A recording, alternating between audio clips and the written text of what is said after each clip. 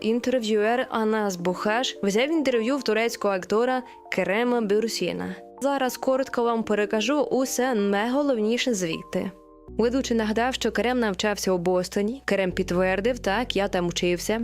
Це були одні з найкращих років мого життя, бо я тоді ще грав у футбол. Я був нападником і вінгером. Грав і за університетську команду, і напівпрофесійно. Актор сказав, що обожнював там жити. Це ідеальне місце для навчання. Він зауважив, що щасливий, що навчався в епоху до повного занурення у соцмережі. У нас був Фейсбук, але загалом ми ще так не документували все своє життя. У 90-ті було інакше. Ми більше жили реальністю, спілкувалися напряму, зустрічалися без гаджетів. Це було особливо. Далі Керема запитали про його перші роботи, що доробив перш ніж став відомим актором. Він розповів, що після випуску з коледжу зламав щелепу. Я знепритомнів, упав і сильно вдарився. Лікарі сказали, що це через падіння рівня цукру. У мене були зламані кістки, щелепу зафіксували дротами. Це був жахливий досвід, і я б нікому такого не побажав. І ти розумієш, що все в житті крутиться довкола їжі. А ти не можеш їсти. А друзі йдуть у ресторан, а ти сидиш із дротами у роті. Це було тяжко. Він додав, що після коледжу довго був без роботи. Я жив у Лос-Анджелесі, харчувався по акції Subway, сендвіч за $5 і так тримався місяцями. Моя перша робота була у невеликій компанії, щось пов'язане з соцмережами. Вони дозволяли мені ходити на кастинги, і це було головне. Але тоді ще не було Інстаграм, нічого такого, тож я просто сидів і розсилав масові імейли мамам-блогеркам. Саме так, шукав блоги, бо тоді це було дуже круте явище. Перес Хілтон, інші подібні, всі сиділи на блогах. А моя ніша – це були саме мемські блоги. Тож я десь із 7 місяців тупо розсилав листи блогеркам-мамам. Зараз навіть смішно згадати, я про це вже давно не думав. А потім мені пощастило, бо десь за 7 місяців я отримав перший оплачуваний акторський досвід, рекламний ролик для Ель Поло Локо. І все, що я там заробив, це відкусив сендвіч. І не пам'ятаю навіть, скільки саме отримав, але щось близько $1000. Я такий, вау, я просто вкусив сендвіч і мені заплатили $1,000. Я був у захваті. Щасливий, сидів у машині і телефонував татові. А він був трохи скептичний. Ну, сину, може вже досить. А потім мені випала нагода знятися у справжньому фільмі з Роджером Корманом. Я тоді навіть не знав, хто це. Є навіть чудова документалка про нього «Corman's World». З ним працювали Джек Ніколсон, Джеймс Кемерон, Рон Говард, навіть Тарантіно. Він знімав дуже швидко. «Добре, давайте зробимо цей фільм за 3 дні», – казав. Малі бюджети, але потім це ставало культовим, особливо у 70-х. Хоча він колись спробував зняти серйозне кіно на тему расизму, але реакція суспільства тоді була дуже жорсткою, і він відмовився від подібного, повернувшись до своїх фантастичних стрічок. Отже, я потрапив у його фільм під назвою «Кривавий берег». Але під час зйомок він перетворився на шарктопус. Я такий, та ну, серйозно? Але це був цікавий досвід, саме через нього я покинув ту роботу в соцмережах. І я подумав, ну все, тепер то пропозиції посиплються. Бо я знявся з Еріком Робертсом, ще й у Мексиці працював. А фільм вийшов на каналі Sky-Fi, і я такий, ну от-от щось станеться. Але нічого. І тоді я зрозумів, гаразд, усе не так легко. Я почав підробляти водієм, деякі мої друзі працювали в агентствах, починали з поштових кімнат, були асистентами. Якось подруга, Алекс Девелін, зателефонувала мені і каже, є робота, потрібен водій для акторів, які приїздять з-за кордону. У них немає прав, але треба возити їх на проби. Я такий, чудово, беру. І я справді возив дуже класних людей на кастинги.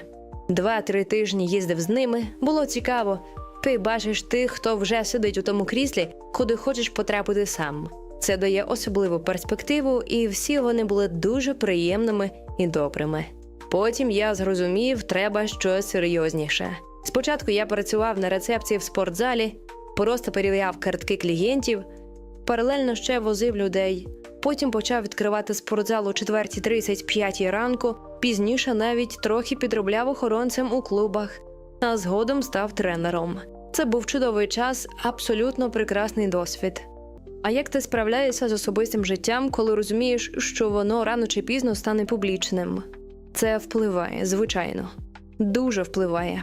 Але перед тим хочу сказати, все залежить від того, за що тебе цінують і за що ти відомий. Якщо ти розумієш свою причину і тримаєшся цього, то нормально. Я, наприклад, не живу як знаменитість.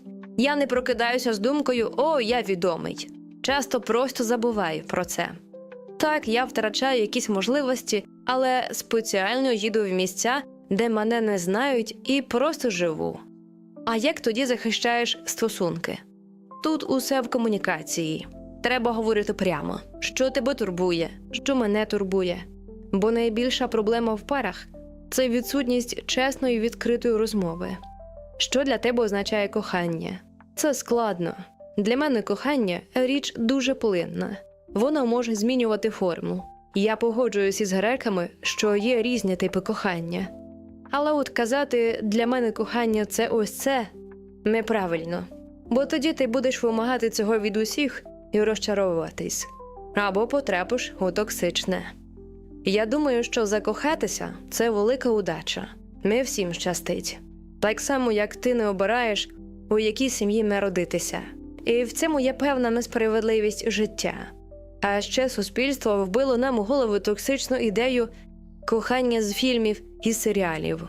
А на практиці подивись на статистику. Розлучення ростуть, домашнє насильство росте, усі одружені мають дітей, але це не кохання. Якщо це любов, то ми провалюємося. Але коли тобі пощастить, то це неймовірне відчуття. Ти дивишся в небо і не розумієш, чому плачеш. Ти можеш ридати від якоїсь дурної реклами, де песик лише старого господаря. Бути щасливий. Оце і є кохання. Те, що виносить твоє его за дужки і залишає чисту радість. Керем поділився історією, як говорив із відомим адвокатом із розлучень Джеймсом Стоуном із Нью-Йорка. Той провів понад 1000 справ і все одно вірить у шлюб. Якщо знайти свою людину, то ти просто летиш. Керем погодився. Каже, що хоче віддаватися стосункам повністю, але тільки тоді, коли партнер надихає і піднімає його так само, як і він. Якщо ні, то йому комфортно і самому. Актор сказав, сьогодні багато хто не прагне шлюбу, бо є телефони, інтернет, ілюзія соціальності. Але це не означає, що людина може повністю бути самодостатньою. Усім потрібна підтримка. У Керема Бюрсіна є сім'я, близькі, друзі, робота, та він визнає. Забери це і залишишся дуже самотнім. Керем чесно зізнався, іноді відчуває дивне. Ніби тобі ще 24, а потім раптом розумієш, що вже 38, і всі навколо мають сім'ї. Тоді повертаєшся в порожній дім і думаєш, а в чому сенс? Ніякі нагороди цього не перекриють. Його запитали, чи можна по-справжньому кохати, не до кінця розуміючи людину. Він відповів так, бо суть у прийнятті. Не треба знати все, щоб кохати щиро.